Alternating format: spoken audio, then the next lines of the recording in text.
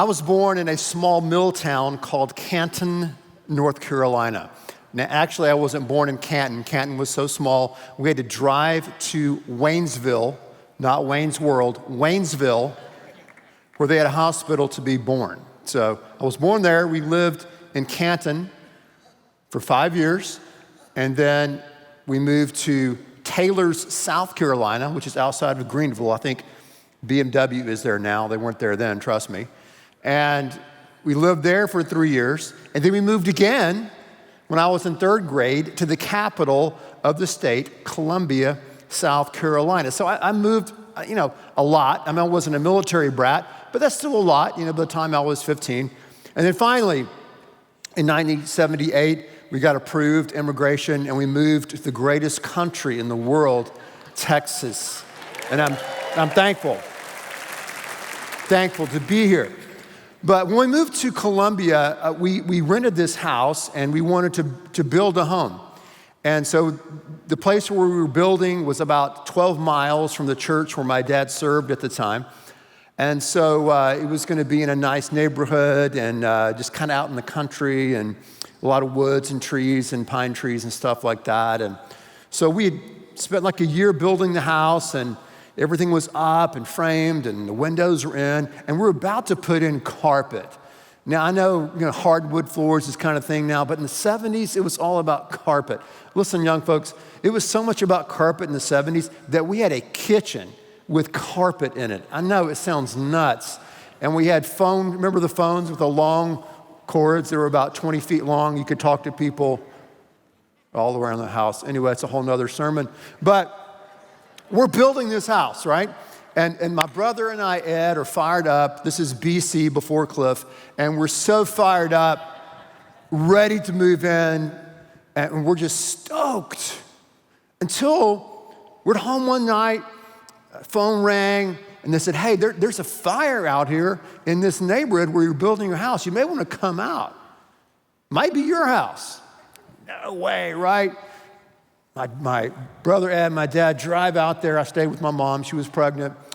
And so, sure enough, they get out there, and the house is burning down. Our house we're about to move into. So it burns the house literally to the ground. We had this big fireplace in that home. We thought it was going to be so cool, right? The only thing that's left was the fireplace in the chimney. It looked like the Washington Monument, right? It was it. It was ashes. It was gone. So, we were just really upset. I can remember just being so angry and mad, and who burned down our house and all that. And so,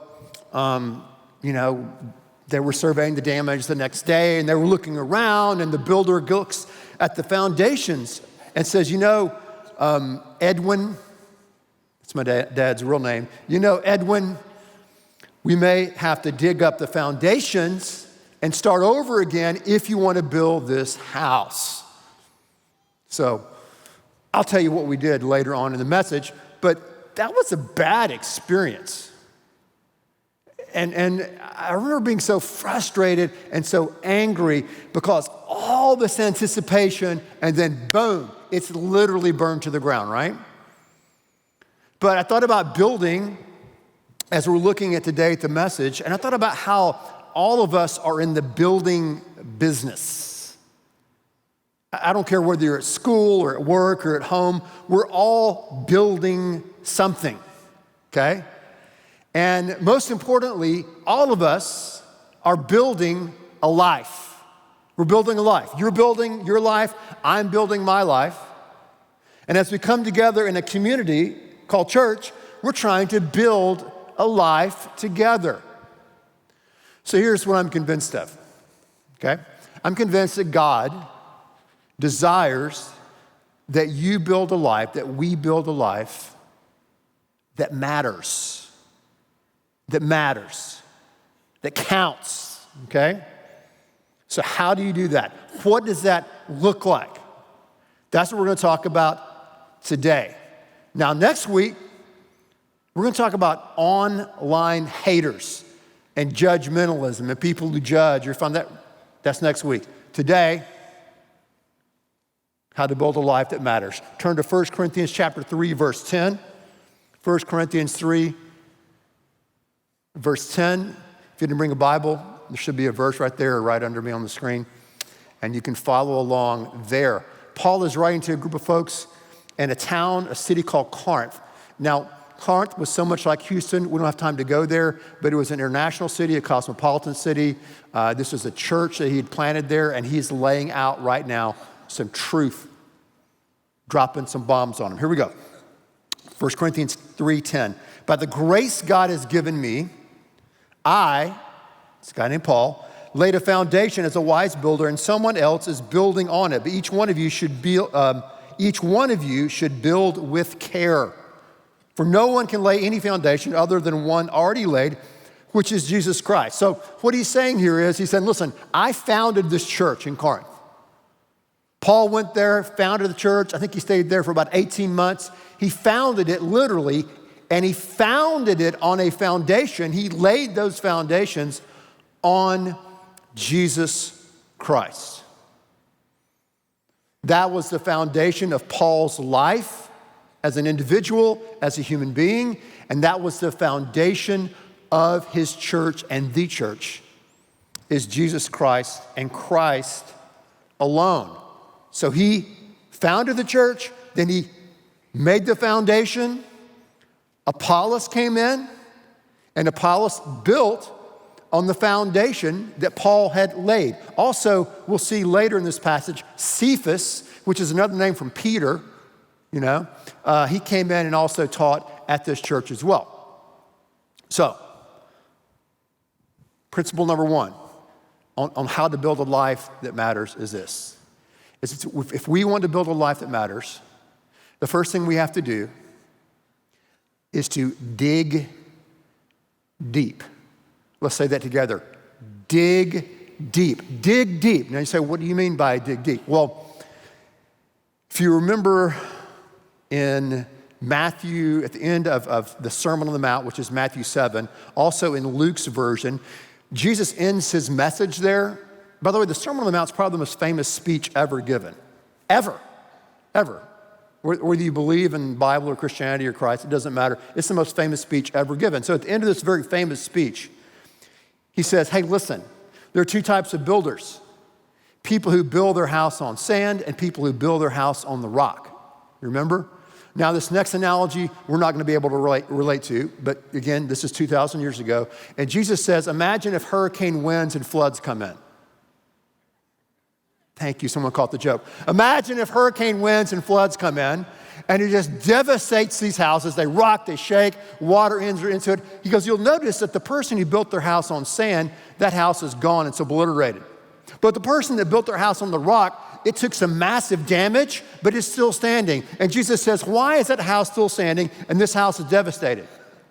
It says, because the person that built their house on the rock took the time to dig deep and lay a solid foundation.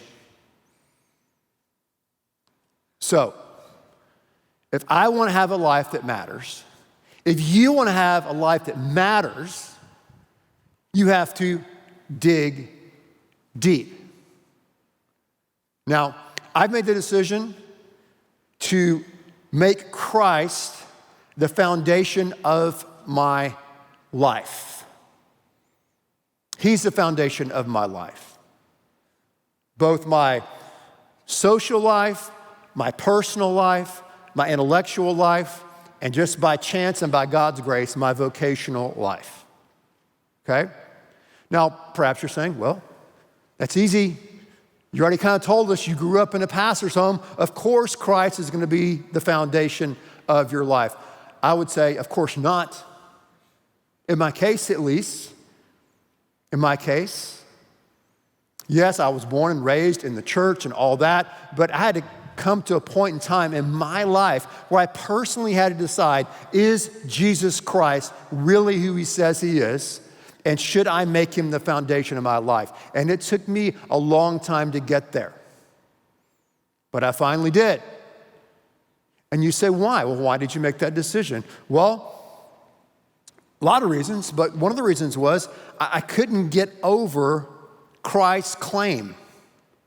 I couldn't get over the fact that a Jewish carpenter that only had really 3 years of a public life, claimed to be God in the flesh, died on the cross, and then he rose again on the third day, and there's actual proof and facts to verify the fact that he rose again on the third day.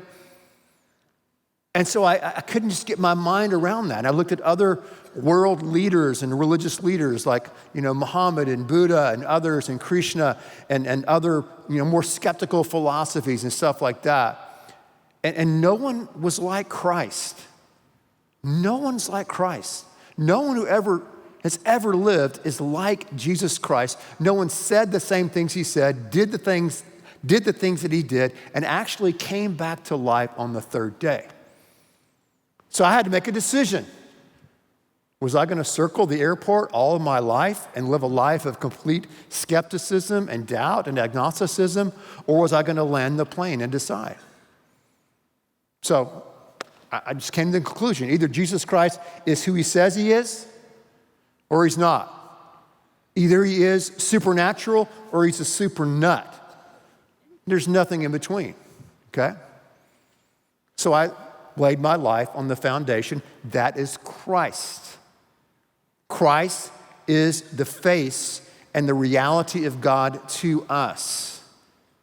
God who made this world, who made the universe, who made the multiverses, who made everything, has chosen to come down to this place and this time and reveal himself to us. John said, in the beginning was the reason. In the beginning was the Logos, the Word, and the Word was with God, and the Word was God. He was with God in the beginning. Through him, all things were made. Paul would say to another group of people in Colossians, he said, listen, Christ is the image of the invisible God, the firstborn over all creation. By him, all things were created. Things in heaven and earth, visible and invisible, all things were created by him and for him, and in him all things hold together. And he's head of the body, the church. He's the firstborn from the dead, that he might have the supremacy in everything. Right? That's Christ. We have time to go into this, but there's the Christ of history, the Jesus of Nazareth, and then that also puts us in contact with what I would call the cosmic Christ, the preexistence of Christ. So through many dangerous toils and strifes and wrestling in my own life and questioning, I came to the conclusion, hey, listen, if I want to have a life that counts, if I want to have a foundation, I need to dig deep and make Jesus Christ the foundation of my life. So that's what I've done. Many of you here have done the same thing, and you've gotten there in many different ways, but you've made Christ the foundation of your life. If you haven't done that, you need to at least investigate, at least question. And if you want to find a true and secure foundation, you got to dig deep. We got to dig deep. All right, what else do you have to do? That's the first thing. Second thing, to build a life that matters. Look at verses 12 and 15. If anyone builds on the foundation using gold, silver, costly stones, wood, hay, or straw, their work will be shown for what it is, because the day will bring it to light.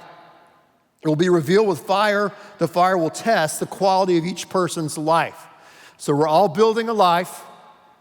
We're all are doing work, building things, growing, and the quality of our work will be tested. If what has been built survives, the builder will receive a reward. If it is burned up, the builder will suffer loss, but yet will be saved, even though only as one escaping through the flames. So, second principle that we must engage in, that we must do to build a life that matters, is not just dig deep and find that foundation, which is Christ, but also we have to pursue excellence. We have to pursue, in every aspect of our life, quality work. Now, when I read this story, I'm so deep, I think about the 3 little pigs. I mean, I just do. You can't help but think about the 3 little pigs when you read this. I do. You know, one pig built his house of straw, the other pig sticks, the other pig bricks. Big bad wolf, huff, puff, blow, right? Yes, you're 3 little pigging with me. Say yes. Yes, 3 little pigs. Thank you. So, the pig's house that lasted was because he used what? Quality material. He took time to build that house of bricks. So when stress came and the wolf came, and as Jesus said, when the hurricane came, his house stood. Booker T. Washington said, excellence is to do a common thing in an uncommon way. I like that. Excellence is to do a common thing in an uncommon way. How do you do your work? How do you do your schoolwork? How do you pursue your sports and athletics? How do you pursue your career? How do you pursue your family? Are you really building your life with a sense of excellence and a sense of pride in the good sense of the word? If we want to build a life that matters, we can't use tilt wall construction and straw and hay and wood. We've got to use gold and silver and seize the moment, even those uncommon moments, and those uncommon things that we do and handle in life, and pursue them with great excellence. Because when I have to give an account to God, and he puts that, I don't know, whatever it is going to be, that torch to see the materials I use to build my life, I want to have something left, right? I want to have some gold and silver or something that is still there. Maybe I'll get a reward, Maybe I'll be in a certain neighborhood in heaven that's kind of close to my mom's neighborhood. I know it won't be on the same street, but kind of close, right? How do we do that? We pursue excellence. Why? Because our whole life is a gift. Our entire life is a gift. It's a gift from God. It's a gift. Everything I do, I should pursue with great passion and excellence because I'm doing it as unto Christ. As if Christ were my head coach, as if Christ were my teacher, as if Christ were my boss. I don't want to give God shoddy work. I want to give him, given my gifts and talents and where I am, the best I can. So if you want to build a life that matters, you have to dig deep. You have to have the right foundation. Then you have to pursue excellence.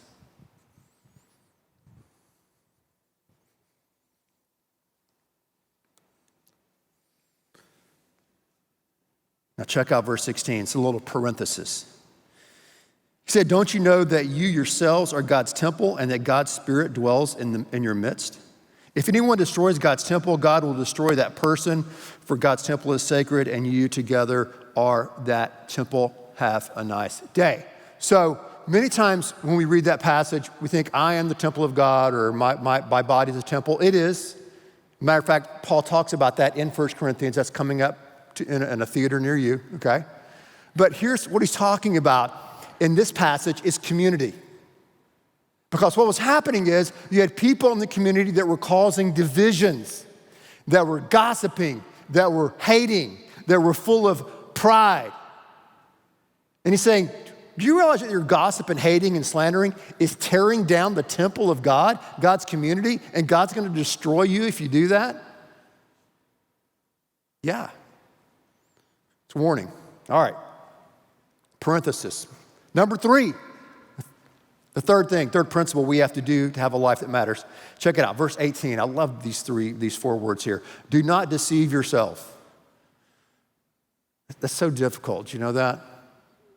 Do not deceive yourself. Never underestimate the power of denial. Do not deceive yourself. Do not deceive yourself.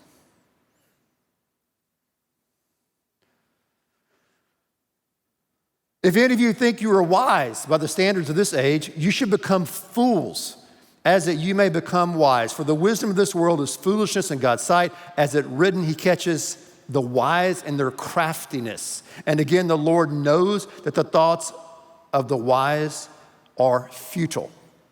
Now, he's not saying, let's throw out all knowledge and all learning and all wisdom unless it's Christian, right? Unless it's Christian, I'm not going to accept it. I'm not going to receive it. It doesn't matter. He's not saying that. No, he's saying, well, let's go read the next passage. It'll kind of explain it more. Here we go. Verse 21.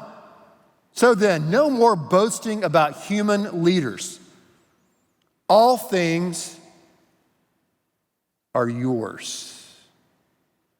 Whether Paul or Apollos or Cephas, there they are, three amigos, or the world or life or death or the present or the future, all are yours. And you are of Christ, and Christ is of God.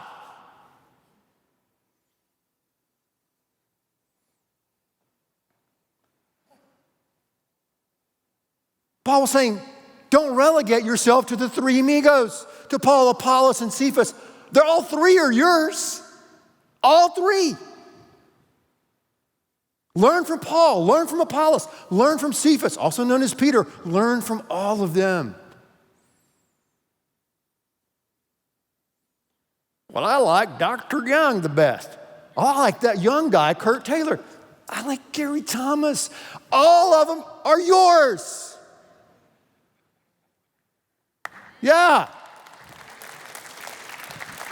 They're all yours. God's going to speak his truth through them, through other people. Don't limit yourself to one person. Don't do it. It's a big menu, okay? It's a big menu. That's what they were doing. They were saying, oh man, I'm really cool, I'm really wise. I follow Paul only. Oh no, Paul's not that good of a speaker. He's bad, and he's not very handsome either. I like Apollos. Apollos is brilliant and smart and intellectual. I like him. And others said, no, I like Peter. It's man's man. He goes fishing and hunting, right? Wears camo to work out in. I'm a Pete. Now, Paul's saying, all are yours. I'm yours. The smart guy's yours. The hunting guy's yours. All is yours to help build your house, to build your life that matters. What's he say here? Third step, third principle is open up. Open up. If Christ is the foundation of your life, if Christ is the foundation of your theology, if Christ is the foundation of your intellectual life, the world is yours. Not just the three amigos, but the world is yours. Nature is yours. The mountains are yours. The beaches are yours. The fields are yours. The cosmos is yours.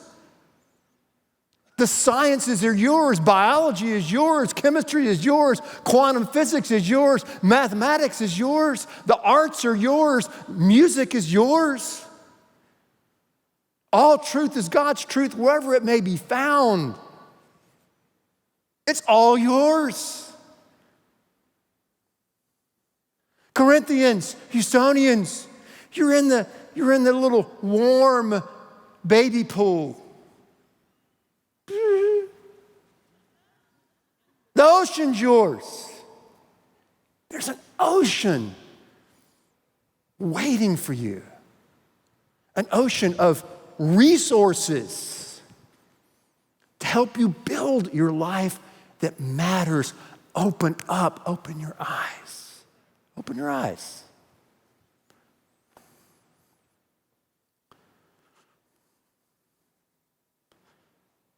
And look at it. I've always said this, please forget everything I've ever said in every other sermon ever, just forget it. But remember this one thing, it's really simple. This book right here, this Bible, is a hymn book. Never forget that. Forget everything else. Do not forget that. This book is a hymn book. It's a hymn book. It's all about him. It's all about Christ. The whole book, Old Testament, Genesis, all the way to genuine leather and Revelation, is all about him. It's all about Christ. Christ is our foundation. Christ is our motivation. That's why we pursue excellence, because we're working unto him. And Christ is our emancipation that frees us to receive the unlimited resources he has for us to help build our life.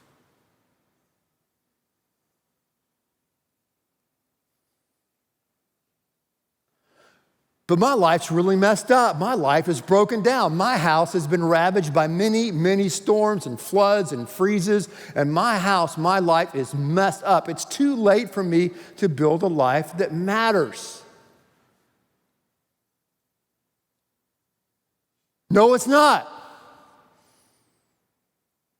When you read Hebrews 11, the Hall of Fame of faith, every person in the Hall of Fame of God's faith had to have their life and their house rebuilt and restored. So yes, I'm happy that he is our foundation, our motivation, and our emancipation, but I'm happy, so very, very happy, that Christ is our restoration. Restoration. He's our restoration.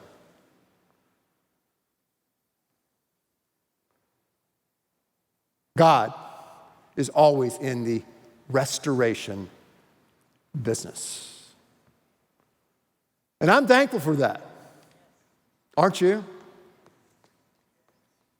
I mean, I think all of us here, after this crazy year and a half, would say, man, I need some restoration in my life, in my house, in my family, maybe in your business.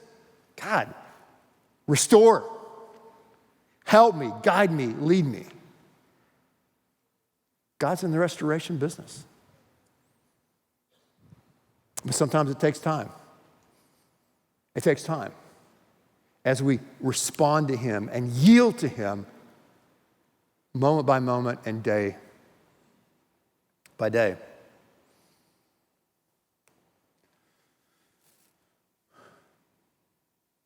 And you know what? God's also in the rebuilding business.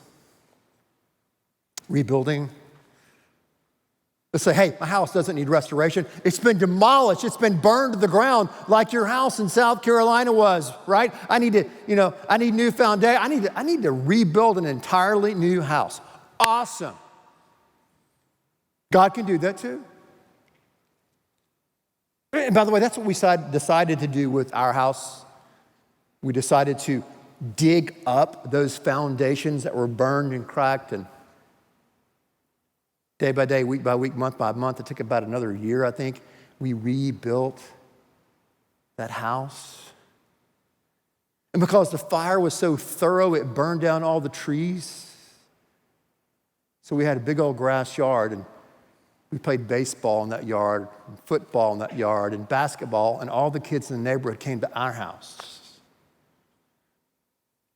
My mom cooked pork chops and black-eyed peas and roast and biscuits with gravy many, many times in that house. We always had people living in that house with us. Other pastors and people in our church who later come on our staff and some 55 years later are still on our staff today that lived with us in that house.